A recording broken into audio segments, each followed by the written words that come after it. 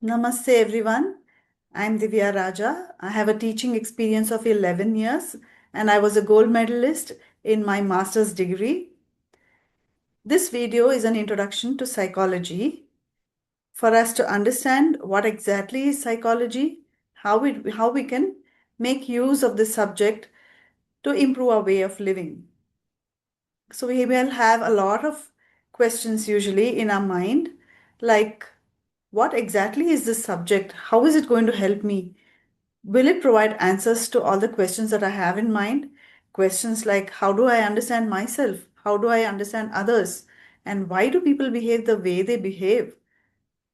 So, to know the answers to all these questions, it is good to know the subject psychology so that we can understand and apply this in our daily life to improve our way of living. I want to explain this lesson through a mind map. At the end of this lesson, I'm going to share some previous year's questions related to this topic. So please stay with me.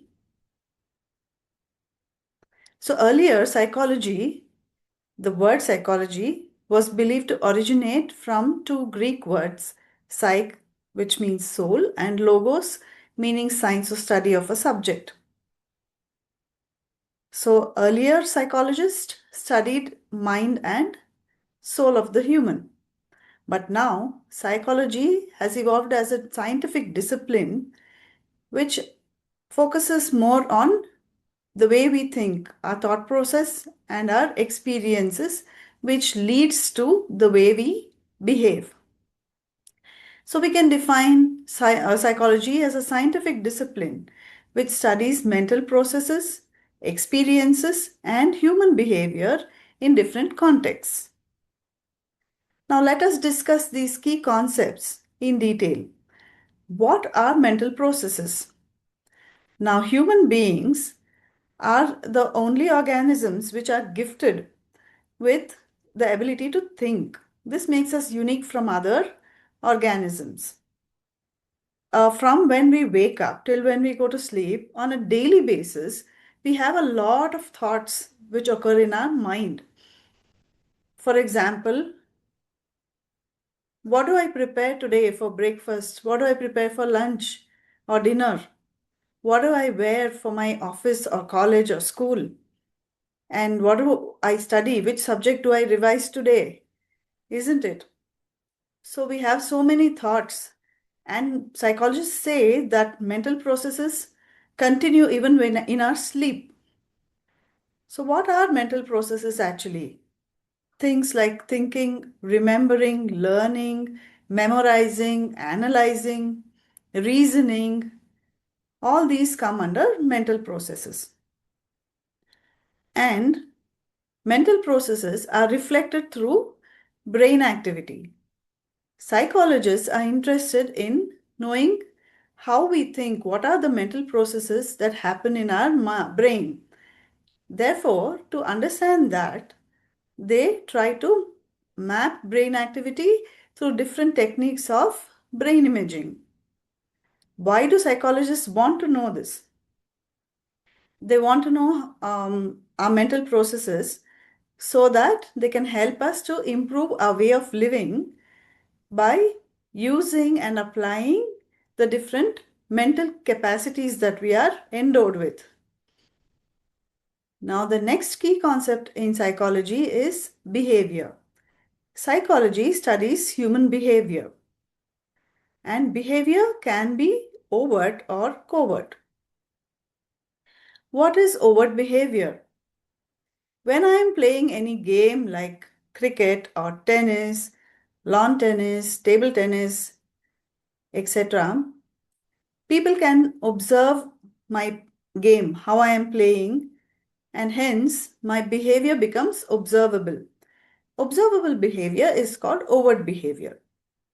Whereas if I'm playing a game of chess or Ludo or snakes and ladders, people won't know what I'm thinking. So my behavior is not observable. This is called covert behavior.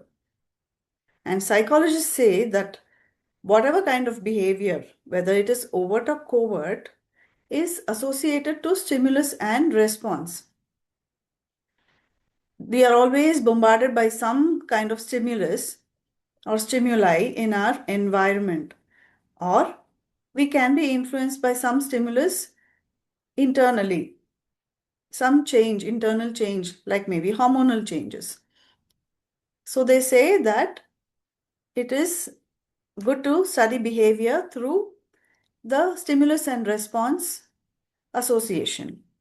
The next key concept in psychology is experiences. Psychologists want to study our experiences. Now, experiences that we have are influenced by a lot of external factors.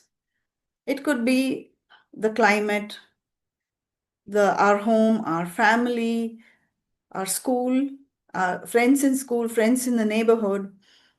All this are factors which are external to us, around us, which influence our behavior. Which influence our experiences. And we have control over some experiences, but we don't have control over some experiences, like, for example, external factors. Internal factors also sometimes we don't have control over. Internal factors like feelings, emotions, sometimes driven by hormonal changes, which we don't have control over. So our feelings and emotions influence our experiences. Like, for example,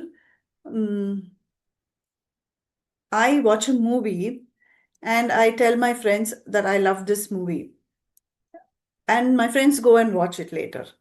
Their experience will not be exactly as mine because they have their own internal factors like feelings and emotions. I may have liked the songs in the movie more than the dialogues or the whole story.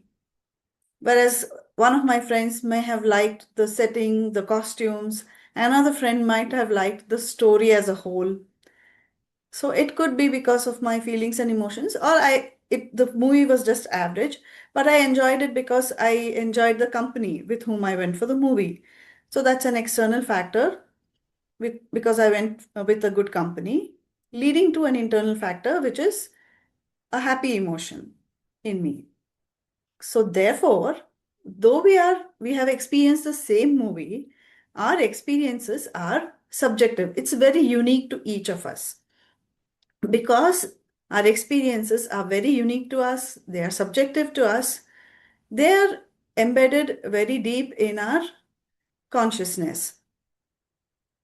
So, to study this, psychologists have to analyze various um, complex combinations of internal and external factors. Why do they want to study experiences? It is because our behavior depends on our experiences, also our mental processes. And psychology is a subject wherein you want to understand the way we behave. Why did I behave this way? Sometimes we ask ourselves, or why did the other people behave the way they behaved? So, to answer these questions, psychologists want to study experiences and behavior and mental processes. This is what is psychology about. Now to share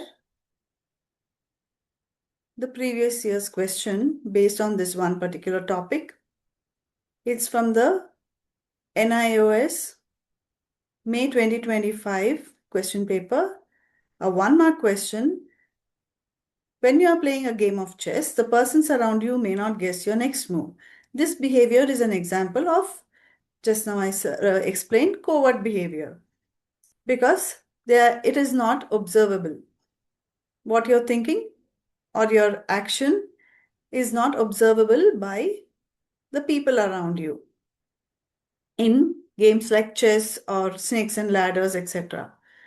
A way of remembering covert behavior, the word covert has cover, so you can't see, it is covered. Whereas overt behavior, open. Okay, O for overt, O for open. It can be observed, O for observed. You need to have keywords or some kind of clues for you to remember each of these terms. Then it is easy for you to answer and you won't be confused when you face such a question. So that's it from me from this topic. Until next time, thank you so much. Do contact me on my profile on Urban Pro if you want to join my classes or if you have any doubts regarding any of the chapters. Thank you so much.